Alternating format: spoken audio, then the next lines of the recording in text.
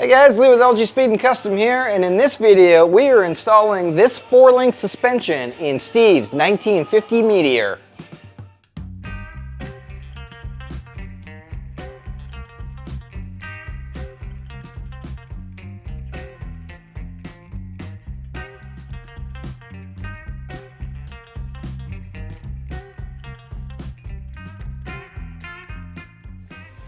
So this is Steve's 1950 Meteor. Meteor is a Canadian-only car based on the Shoebox Ford.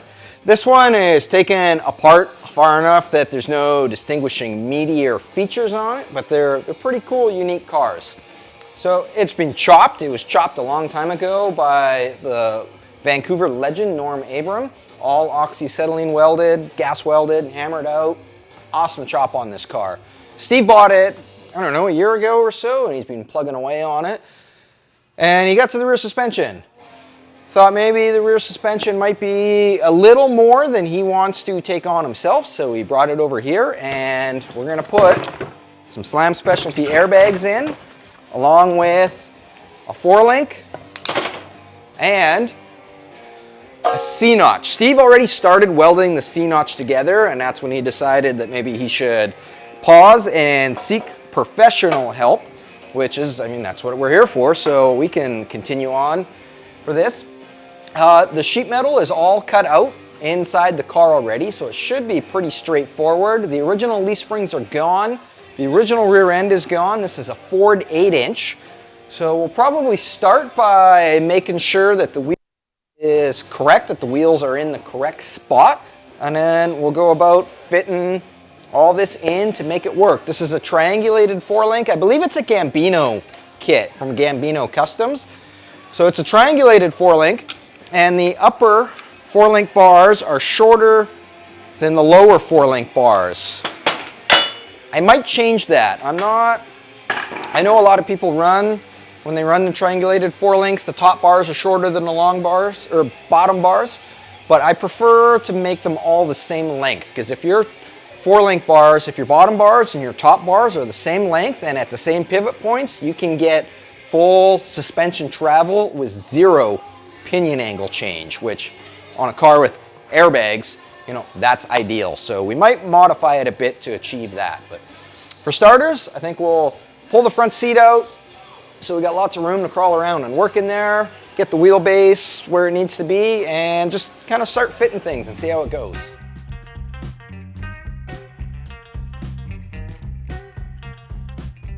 To get the wheelbase, I'm just using a couple squares here. We're gonna line this up with the center of the rear axle flange, and then just make a mark on the floor. Do the same with the front wheel, and then we can just measure those 2 points, and that'll give us our wheelbase. So we're 114-inch wheelbase. I'm gonna write that down on there. Oops. Let's try, there we go. 114-inch wheelbase. I've double checked this on Google, and Google says that 49 to 51 Fords use 114-inch wheelbase, and who would ever, you know, doubt the internet? If we did choose to doubt the internet though, Shannon's 49 Meteor is parked right around the corner there. We could always measure that. But you know what? Wheelbase isn't even that crucial. All that matters is that this tire is centered in the fender in a happy spot. And lots of times on custom applications, people move these wheels, like on the front suspension. When we did the Mustang 2 front end in Andrew Brittany's 56 Chevy truck, the wheels got moved forward 2 inches. We stretched the wheelbase 2 inches, and that was purely an aesthetic thing to line the wheel up centered in the fender. So wheelbase, stock wheelbase, not so crucial. What's more important is that the wheel sits centered in the fender and looks correct, and then you can just build off of that. And I think this wheel looks great right there. Steve's got fender skirts for this too, so it's gonna be fine. It's gonna be just great. The wheelbase on the driver's side comes out at 114 5/8. So what that tells me is that the rear end, potentially the rear end is like 5/8 of an inch further back. Could be something weird in the front end too. You never know. So I usually try to get like multiple points of measurement. What we're gonna measure next is if the rear axle is centered in there. Hey, no running in the halls. Steve just has the rear axles like sitting on these blocks with ratchet straps, so there's a real good chance that, you know, it could have shifted or adjusted while he was bringing the car over here. If we measure from the outside edge of the fender to this wheel lip here, gives us 3 3/8 of an inch. When we go on this side, we are a mile away. So that also means the rear end is not centered in the car, it's kicked over this way, at least based on the quarter panels. So we've got some damage on the quarter panel here, so that might not be super accurate, but you know, it gets us in the ballpark. I think for the final, when we're fitting this for the final time, we'll measure from the frame rail to the backing plates on each side and get it centered in there. Okay, well, Steve and I have talked it over and we've decided to ditch the triangulated 4-link and go with a parallel 4-link and keep all the 4-link bars the same length. That way, having all the bars the same length, the pinion angle will change or not change. It will stay exactly the same no matter what height the suspension is at. So I like this length of bar. However, it is a lot easier to make this long bar short than it is to make the short bar long. So these we're going to cut down to this length. These are 18 3/4 of an inch from center to center, which should be fine. I've seen people run as much as like 11-inch 4-link bars. What happens, the shorter the bar gets, the more drastic your suspension movements are. And what I mean by that is this is going to be fixed here and this pivots or moves up and down. And as it moves up and down, it forms an arc. The shorter your bars, the more or the tighter that radius on that arc is going to be. So I've done some math on this. When this car is sitting at ride height with a 114-inch wheelbase, and I just made these quickly out of, this is just like some 14 gauge that I cut it out as a template, make sure it would work. This is going to be our axle tube here. Our airbag mount is going to be on the back, and then our 4-link ties on here. When this is sitting level on the rear end, for our bars to attach to the frame, we want them to attach kind of like right in this area right here. And for that to work, these bars are going to be on a 9-degree downhill slope. So that's ride height. 9 degrees down, 0 back here, 114-inch wheelbase. As we let the air out and this comes up, we're already in the middle of our arc. These airbags have 8 1/4 inch total travel. So if our airbag is like in the middle at ride height, we're going to come up 4 inches and we're going to come this way 4 inches. When we come up 4 inches, this arc is going to swing in and it's going to shorten our wheelbase. According to the math, our wheelbase will move in to 112 3/4. So it's going to go in 1 1/4 inch. That doesn't matter though, because we're going to have an air or a fender skirt on there and that wheel's going to be tucked so high up in there that nobody will ever notice it's an inch further ahead. When we go to our fully raised height, air this all the way up, we're going to come back to our 114-inch wheelbase, and then we're going to come back a little bit more. Actually, our bars are going to go the other way. They'll be down now, so we're going to hit the other part of our arc, and that's going to move our wheelbase back to 114 1/4. No, sorry, 114 1/8, which, you know, won't even be noticeable. So, long story short, our whole swivel or arc, our wheelbase is going to change a total of 1 3/8 of an inch, which I am not concerned about. As long as our slip yoke on our drive shaft can slide in and out a minimum of 1 3/8, we'll probably make it closer to 2 inch, which should be fine. We should be okay. So, with that being said, I'm going to cut some of these out of some 3/16 plate, and we'll start fabricating our rear 4-link mounts.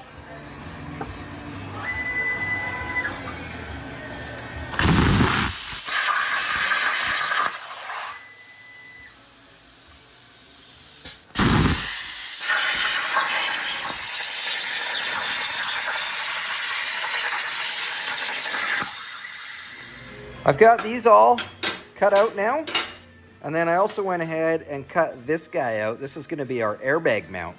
So when this is all bolted together, it's going to look like this. Isn't that great? And then our airbag mount will weld on there, like so. That's what these little tabs are for, is they're the same width as this, and that just makes it easier putting it together so that you can get the airbag mount perfectly centered. So then our axle tube is going to be sitting in here. There is enough room that the axle will clear the airbag. I made sure of that. So I think we can weld all of these together now, and then we've got our rear end mounts prefabricated.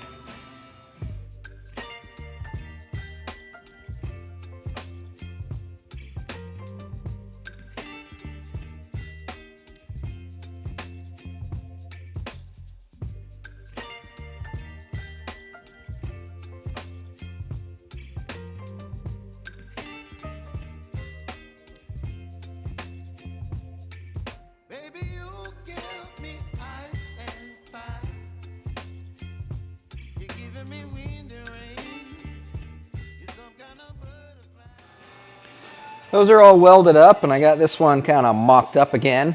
That worked out really nice. This is all 3/16 plate, so it should be nice and sturdy.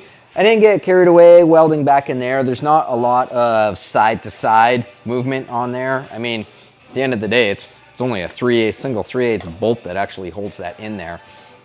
So all the stress on that is, you know, this way, not this way. So it'll be great.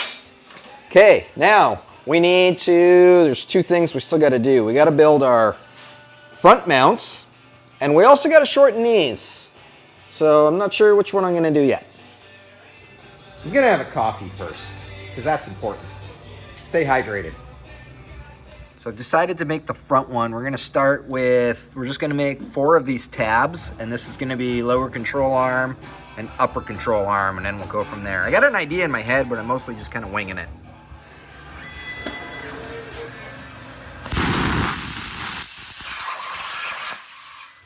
I just cut out 4 of these. The center to center on these holes here is the same as the center to center on there. And when they're bolted in, this is what we have. So here's our completed 4-link setup. To continue on, I have to cut these guys down now. So I think I'm just gonna carefully grind away this weld in here, which should be pretty easy to do because it's extremely undercut. So we'll grind that out and then separate these. Then I can cut these bars down to the same length as these ones and weld it back together.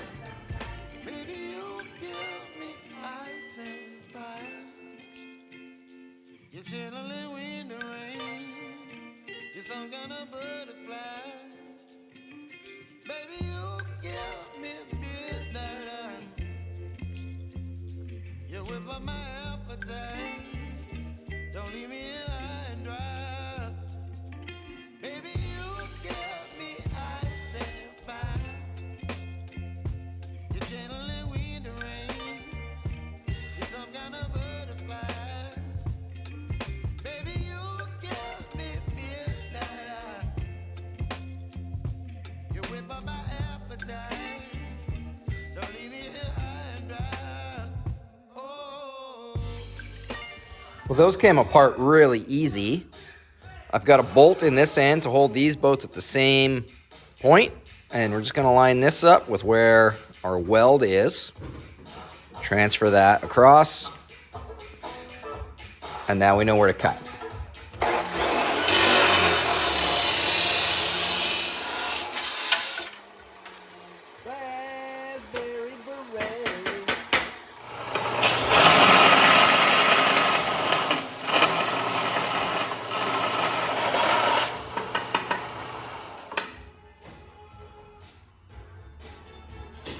With those tubes cut off, I went ahead and squared this up against here with a bolt through there so that those are nice and tight and straight. I've double checked with a measurement, as well as I've got a straight edge across here. These are both from this point here to here are 17 and 13/16. So this magnet is holding this in nice and square. So I'm gonna weld that up now.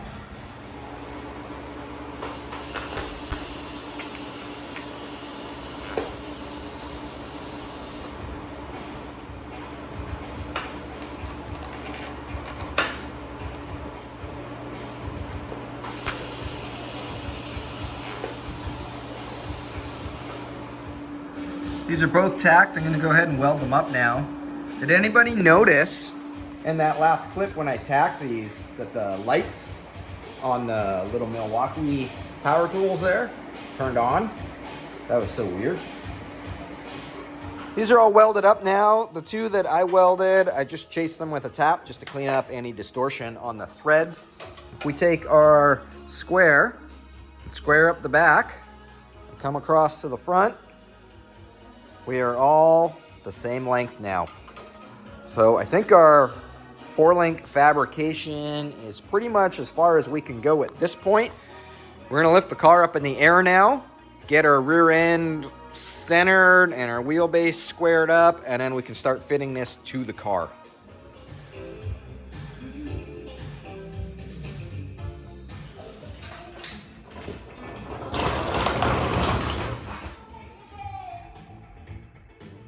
We are level. We're up high and mighty under the car here. I got a floor jack under the rear axle so we can take these ratchet straps and Steve's lowering blocks out and then get our rear axle centered in here.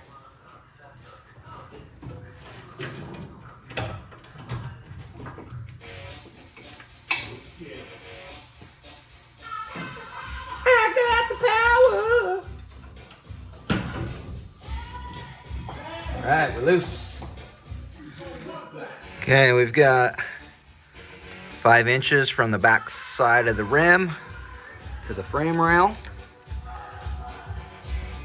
And 5 inches, so we're pretty centered.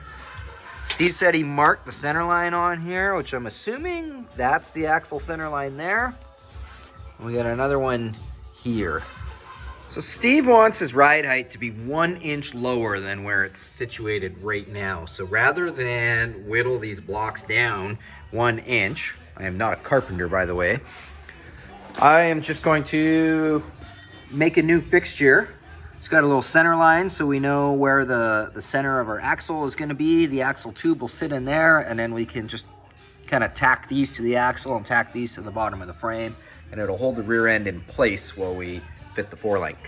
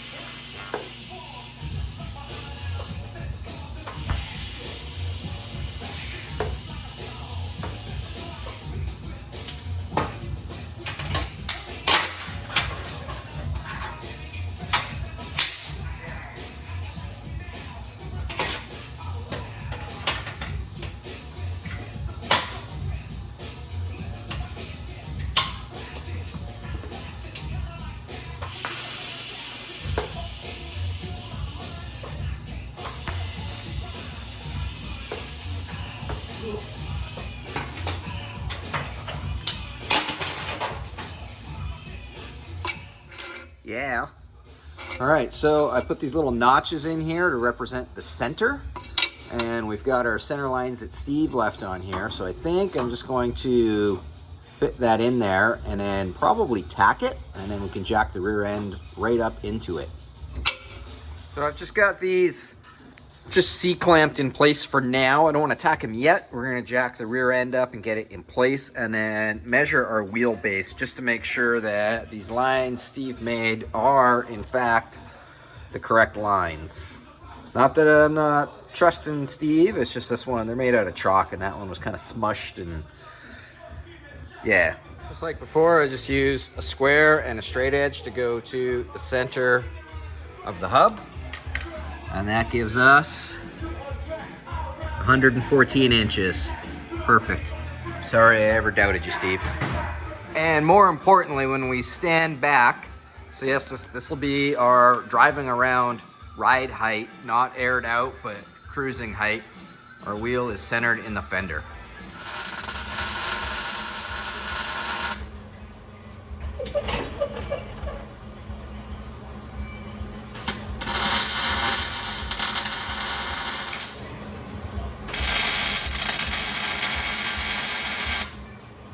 So with these tacked to the frame, I've lifted the rear axle in place, and then Jim gave me a hand, and we've got it bang on, dead center.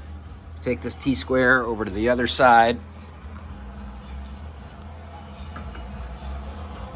It's perfect.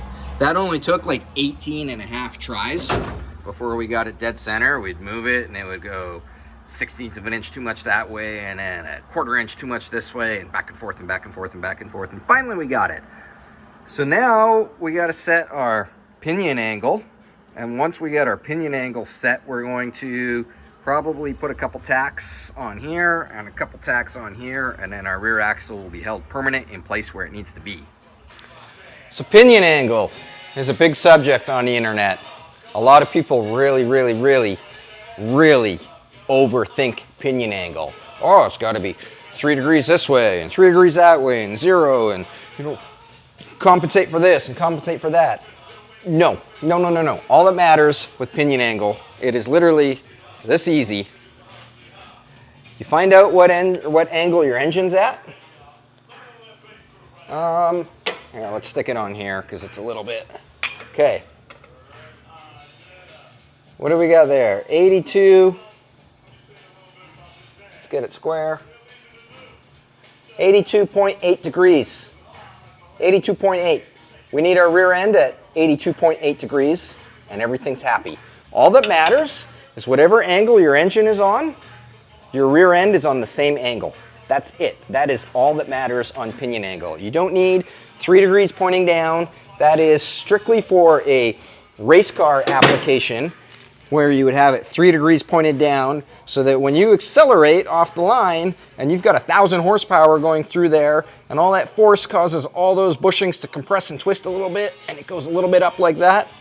That's why you need your 3 degrees tipped down. That is only race car stuff. In a real world application, in a street car application, all you want is that angle and your engine angle to be the same. That is it. I've wedged a tape measure under there to get our angle, and we are at 82.8 degrees. Matches the front, perfect. We're there, we're centered. Let's tack it in place.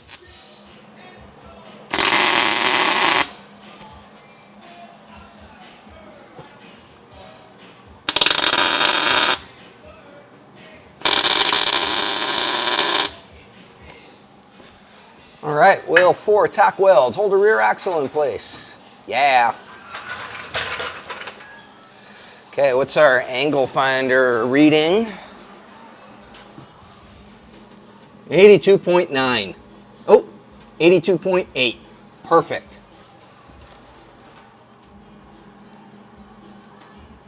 I've got our rear end mount, 4-link mount, mocked up in place here. I've got it almost perfect. Really close. These digital angle guys, I sometimes think they're more of a curse than a blessing. We got room for our airbag all the way around. I was a bit concerned about our space in here. I mean, we can always move it further in, but the further in we move that, the further in we have to move this, and the further away from the frame it gets. So I called Slam Specialties, who makes this bag, and they said that these bags, as they deflate, they don't get any fatter. So if we've got, if we can get our fingers through here, he said that's fine, we're good. So I'll probably leave that there. I think we're gonna tack this in place. And then, yeah, we'll tack that in place, then do the mirror image on this side, and then we can figure out our front mounts down here. So it's pretty good right there. But I want to see what it's like if we drop this down. Ideally, Steve's car doesn't matter because he's cut all this floor out and he has no plans of ever putting a back seat back in this car.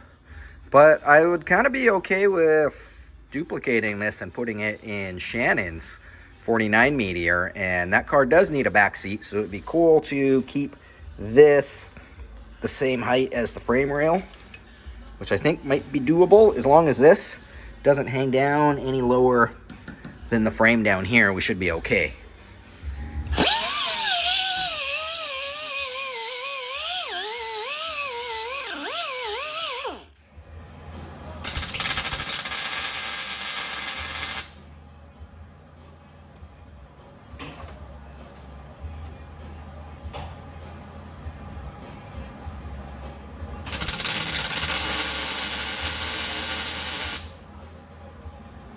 I've got this tacked on 4 corners. We're level that way, and we're level this way.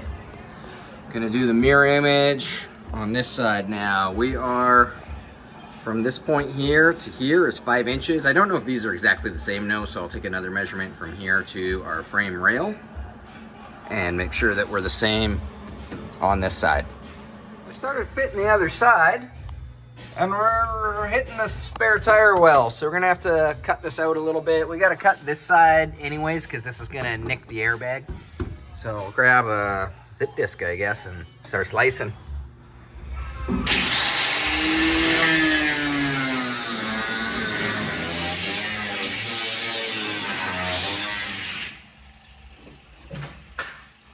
With that trunk cut out of the way, we can fit this in here. We've got that at 0 and 89.9, which is close enough. Both 4-link mounts are tacked to the rear end. 4 bars are mounted, and our front mounts are kind of mocked up where they need to be. So now it's time to build the front mount 2 chassis brackets. But first, we got some fan mail. Package showed up from Mike Jones. He sent us several things in the past.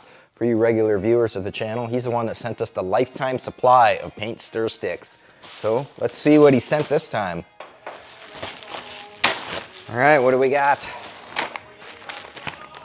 Cool, a whole bunch of silicone plugs from the looks of it.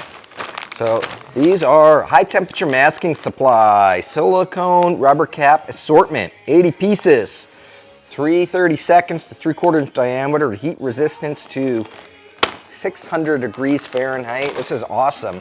A couple videos back on John's 50 Fargo, we were doing some powder coating, and I was showing you guys the new powder coat setup. So that's what these are for, is so that you can like plug holes so that they don't get full of powder and stuff, and you don't have to chase them with a tap, or probably put these over threads as well so that you don't have to chase those as well to get the powder off of them. So super cool. Thank you very much, Mike. Very much appreciated. Choking hazard. Keep away from children. Noted. Okay. Back to the shoebox. So I've clamped a 2x4 to the bottom of the rocker panels here, and then set the 4-link bars. Let's go in through this way. Set the 4-link bars on top of the 2x4, and that is kind of to get the height. Basically right now, like if the rocker panels touch the ground, the 4-link bars will touch the ground at the same time, so that we know they're not hanging too low to get caught on something. I've drawn up a little template on the computer here, and this is gonna be kind of like our frame outrigger. This is gonna weld to the frame rail, and then our 4-link arms are gonna weld onto here. This opening here is because we're gonna have fuel line, brake line, battery cables, maybe battery cables, assuming he's putting the battery in the trunk, air lines, air compressor. That's gonna be like a big 0 gauge wire going through, so that's just for all our cables and stuff to pass through. You know what? I'm gonna double check though to make sure that if we've got one 4-link bar here or one upright welded here, that the other one is not covering. I just thought of that now. So I'm gonna do that real quick. And if that works out, I'll cut them out. If we gotta suck that in a little bit, then I'll do that. Definitely got enough room. So I'm gonna cut 2 of these out now.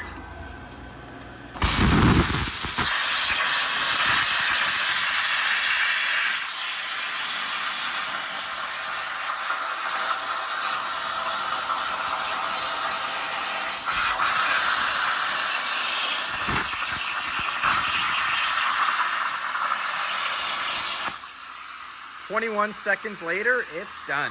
I've cross-measured that way and that way to make sure that, you know, everything is square in there. I took this piece of flat bar and laid it across the top of the frame rail. So now we can take these guys and slide them up to the top of this flat bar. Then we know they're flush with the frame, and we can tack them in place. And that'll be the start of our frame mounts.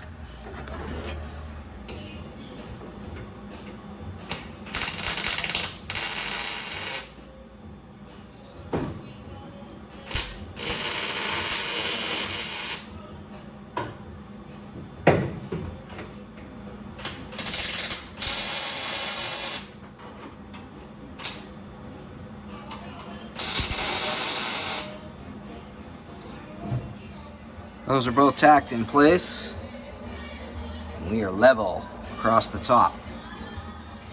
And 90 degrees up and down. Perfect. Bam, here we go. Our 4-link mounts are done, right? No, of course not, don't be ridiculous. We're gonna box this in now. I'm gonna make a gusset that's gonna go from here up to the frame, and it'll get welded along there and welded along there, and then we'll put a cap across the top as well to make this nice and strong. Probably something kind of like that. That will tie this end here, triangulated into the frame rail. CAD, cardboard aided design, to CAD, computer aided design. Is that what CAD stands for? Computer aided design? I don't even know. Anyways, here's what we've come up with. Gonna cut that out and then weld that in. Put a little starburst in the middle for some style.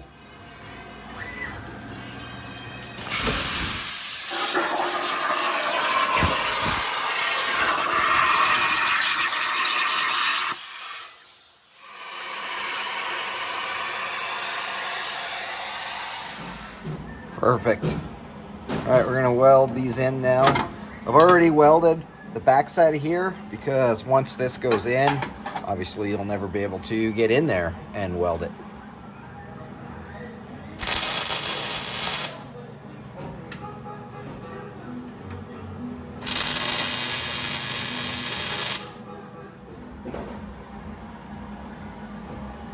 Got these guys tacked in, and then I took our zip disc and I just opened this little section of the floor up so that we can get in here and weld nice, as well as we're gonna make a little cap to box this in here, and that'll make this nice and super strong, triangulated. If you can remember back to grade 7 science class, triangles are the strongest shape. Something like that.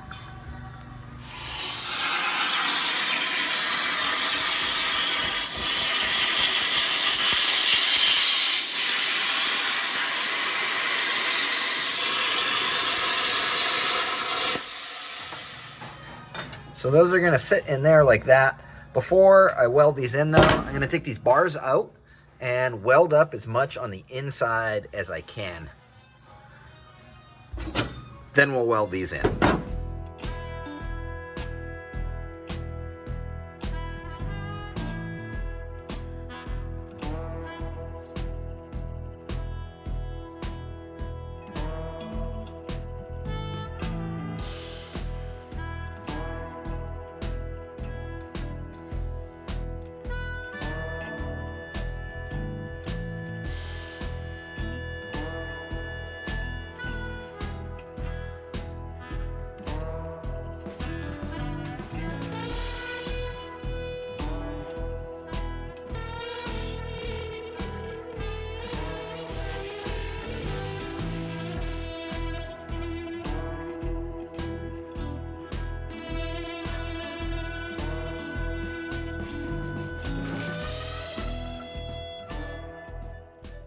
these are all welded up now. It worked out really good.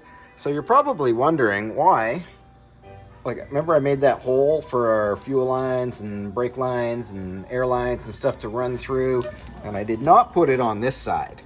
And the reason I didn't is because I realized after I made these guys that this cross member doesn't have a hole in it anyways, so I don't know, it's not gonna work anyways. Probably just run the fuel lines and stuff down the outside of the frame rail, but that's fine. It'll be okay.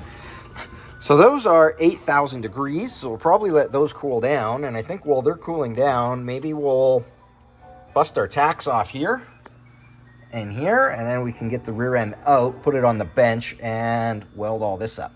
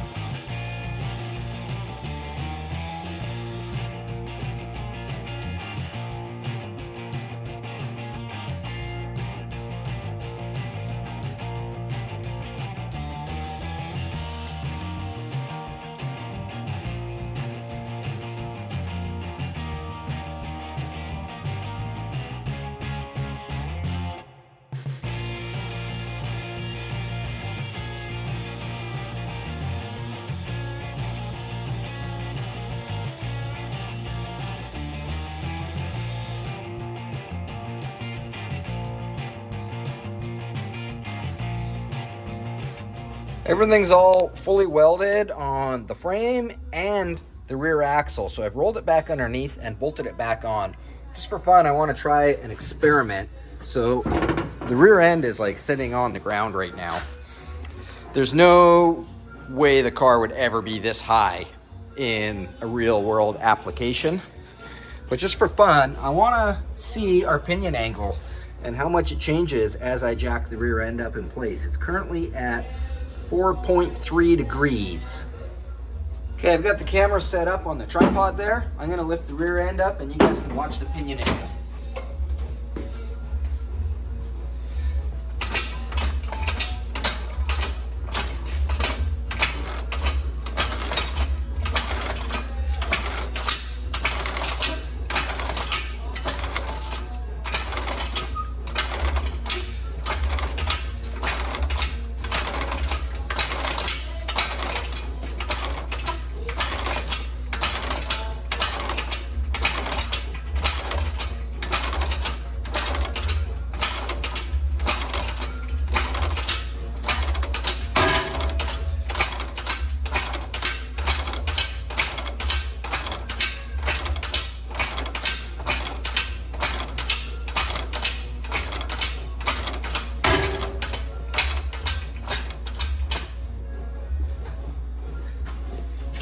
Still in frame. I'm gonna lift it up a little higher here.